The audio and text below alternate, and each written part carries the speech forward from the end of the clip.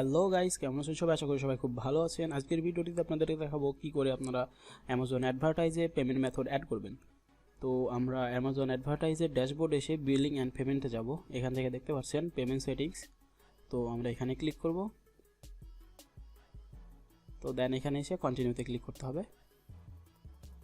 And then এখানে আপনি advertiser এটা ক্লিক করবেন অ্যান্ড এজেন্সি দেবে যারা কোম্পানি চালায় ওরা। সো আপনি যেহেতু ইন্ডিভিজুয়াল, সো আপনার অ্যাডভার্টাইজার দিতে হবে।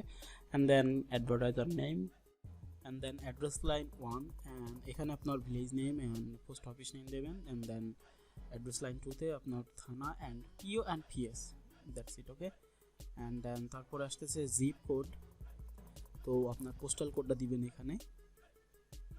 সো দেন সিটি আপনার কারেন্ট ডিস্ট্রিক্টটা ওইটা দিয়ে দিবেন and স্টেট আমাদের দেয়া লাগবে না যেহেতু আমরা বাংলাদেশ থেকে করব এটা। তো and then তারপর দেখতে পাচ্ছেন কান্ট্রি, এখানে বাংলাদেশ করে দিতে হবে। তো আমি এখানে আমার ইমেল অ্যাড্রেসটা দিয়ে দিছি কান্ট্রির নিচে যেটা। অ্যান্ড দেন একদম নিচে এসে দেখতে পাচ্ছেন এখানে আপনার নেম অন কার্ড আর card number and expire date.